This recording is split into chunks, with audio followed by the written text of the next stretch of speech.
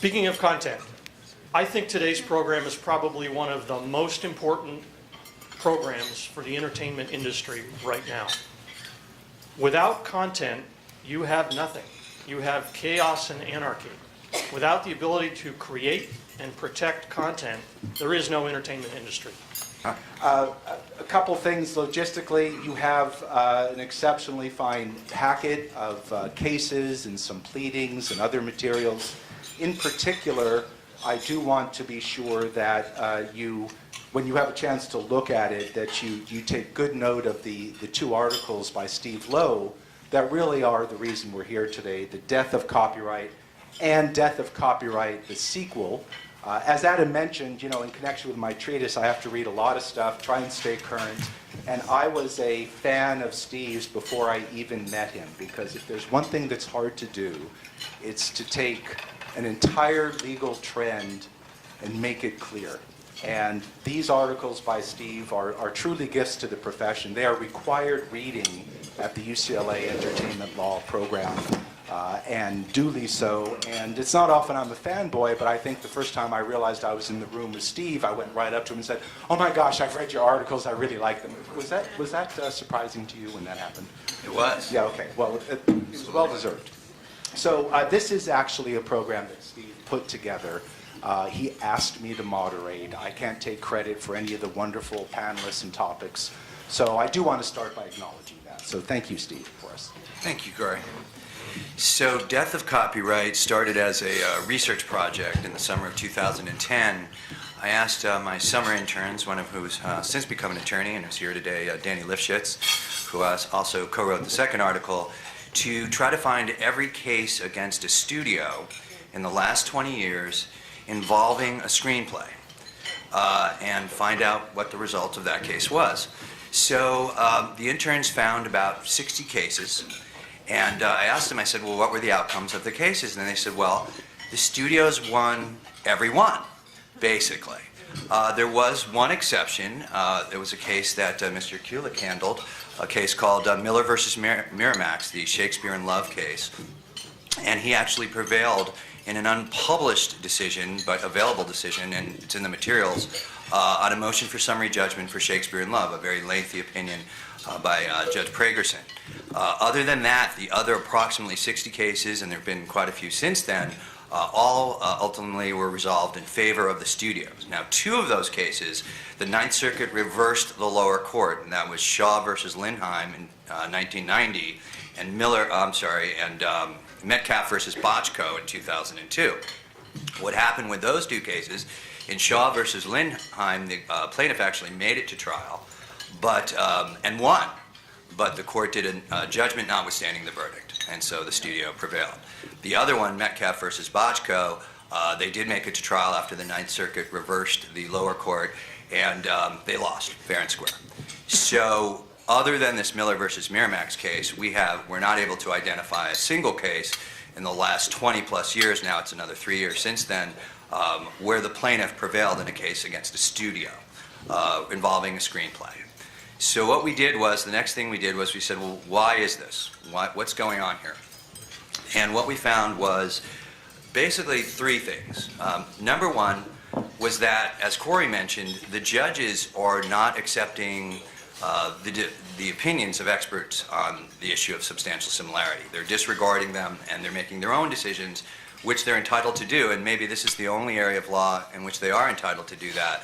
They completely disregard on motions for summary judgment the plaintiff's expert who says, yes, there is substantial similarity, and they act as their own literary critic. And if you look at the opinions, you'll see, in opinion after opinions, the judges basically dissect the two works themselves and come to their own conclusion. And for some reason, those conclusions always seem to end up in favor of the defendant. The second thing that started to happen in about 2006, which is the Funky Films case, is that the court started looking at dissimilarities. There's a rule that says that a plagiarist cannot excuse his wrong by showing how much he contributed to the work. In other words, the courts were only to look at the similarities and not look at the dissimilarities to determine whether there was copying. In 2006, starting in the Funky Films case, the court started looking at dissimilarities for the first time in order to make the decision. So the law was evolving to a place where they were getting away from some of the basic tenets of copyright law and starting to look at dissimilarities. But the main reason that plaintiffs always lose is because the court had essentially, in 1992, the Ninth Circuit basically mangled what's called the selection and arrangement test. Now, the selection and arrangement test was required by the United States Supreme Court in the Feast versus Rural Phone Book case. That was a 1991 United States Supreme Court decision. And what the selection and arrangement test is, it basically says, well, we understand that some of the elements may be unprotectable. They might be ideas, they might be scenes of fare, they might be historical facts. But if you select and arrange them in a certain way, the whole of that selection and arrangement may be copyrightable under the selection and arrangement test. If there's a sufficient pattern of non-protectable materials, you can get a copyright in the protectable whole. Well, what happened is in 1992, the Cavalier case, the court actually implemented what's called the filtering test or the screen-out test, in where they screen out all the unprotectable elements first before they do a comparison, which is exactly the opposite of the selection and arrangement test, which includes all the unprotectable elements. So once you screen out all the unprotectable elements, needless to say, there's never anything left, and because everything's been done before, there's nothing new under the sun, and so plaintiffs religiously lost these cases basically since 1992, once the filtration test was implemented, even though it directly went in the face of the Feast United States Supreme Court case. So basically what you have now is you actually have 4 tests with the Ninth Circuit. You have the selection and arrangement test, which has been approved by some courts, the Metcalf versus Bochco court, and others. And these 4 tests are actually set forth in a reply brief, which are in the materials. So you have the selection and arrangement test, which has been occasionally applied. You have the filtration test, which has been applied multiple times. You have the filtration test with screening out, with including consideration of dissimilarities. And then you have a 4th test, which is basically, well, we'll only apply the selection and arrangement test under certain conditions.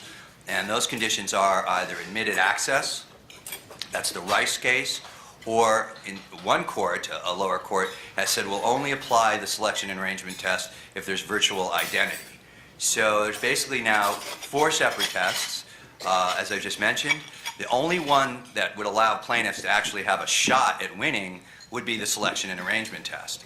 But there's these other 3 tests that exist, and the courts apply the other 3 tests just as often as they apply the selection and arrangement test, and mostly don't apply the selection and arrangement test, at least in cases against studios. Which brings me kind of the final point, which is that we brought this up recently to a judge in a case called Siegel versus Rogue Pictures.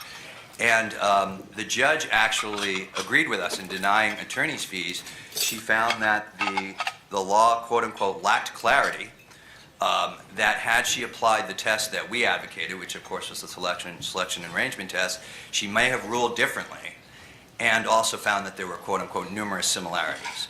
And that case is currently up on appeal, and we're hoping that the Ninth Circuit now is going to clarify which of the 4 tests is the correct one. We're obviously advocating the one that was implemented by the United States Supreme Court in the Feast case in 1991. Just briefly, first of all, I wanted to thank Allison for her ideas for future articles.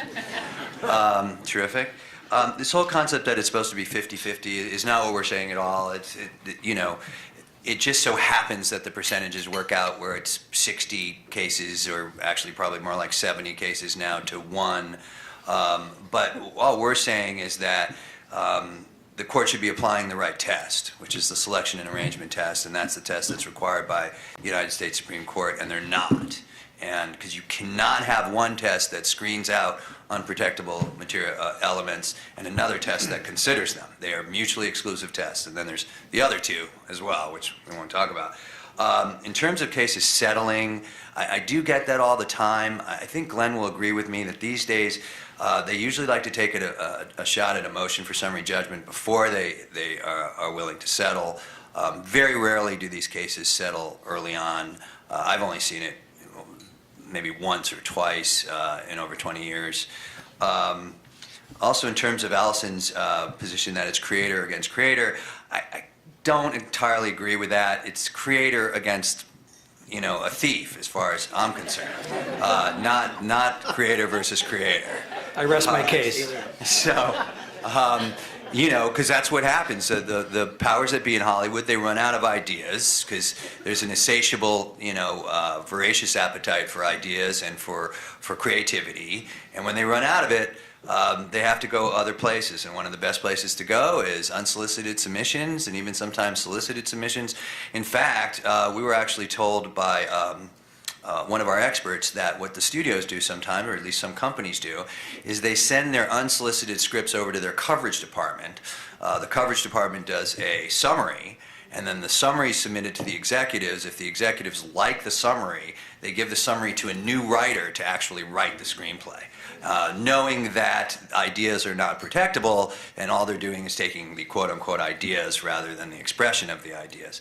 Which is my last point, which is the difference between idea and expression, I think Glenn pointed out, is a very difficult line to draw. In fact, some people have said as soon as you express an idea, and then that's the expression of the idea.